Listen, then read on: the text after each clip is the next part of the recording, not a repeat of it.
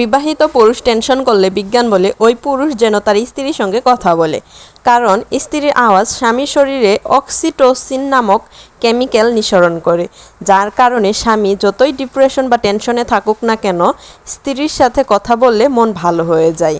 এটা কি সত্যি কথা কিনা জানি না, আর কে কে কোনো পুরুষ এরকম করে কিনা সেটাও শিওর জানি না। যদি কোনো পুরুষ মানুষ আমার এই ভিডিওটা দেখে থাকেন তাহলে কমেন্ট করেন যে আপনারা টেনশনে থাকলে কি স্ত্রীর সাথে কথা বললে কোনো টেনশন কমে যায় কি না বা ডিপ্রেশন কমে যায় কি না, আমরাও একটু জানতাম বা শিখতাম। তো হ্যালো এভরিওয়ান, কেমন আছেন সবাই?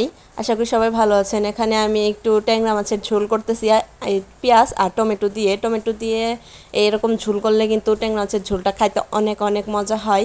কে কে আমার মতো ট্যাংরা মাছটা পছন্দ করেন, কারণ এটাতে কিন্তু বেশি কাটা নাই, সেজন্য এটা খাইতে অনেক মজা লাগে।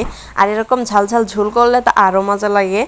আর এখানে আমি সব কিছু মশলা দিয়ে ভালোভাবে কষিয়ে নিব, কিন্তু আমার একটা ভুল হয়েছে, এখানে কষাইতে গিয়ে মাছগুলারে আমি ভেঙে ফেলছি প্রায়।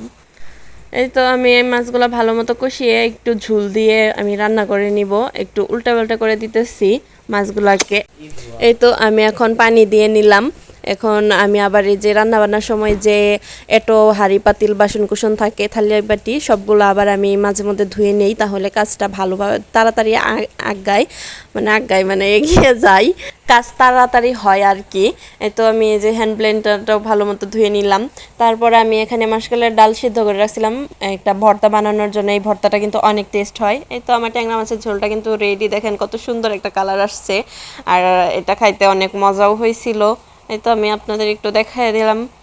তারপর আমি এই যে এখানে মশলাগুলো কষিয়ে নিতেছি, কী রান্না করবো জানি না, শুটকিগুলোকে ভালোভাবে কষিয়ে নিয়ে আমি এখানে মশলাপাতি আবার দিলাম, গুঁড়া মশলা দিয়ে আমি বেগুন দিয়ে ভালোভাবে এটাকে ভর্তা করে নিব। এই শুটকি ভর্তাটা এত পরিমাণে টেস্ট হয়েছিল যে একবারেই শেষ।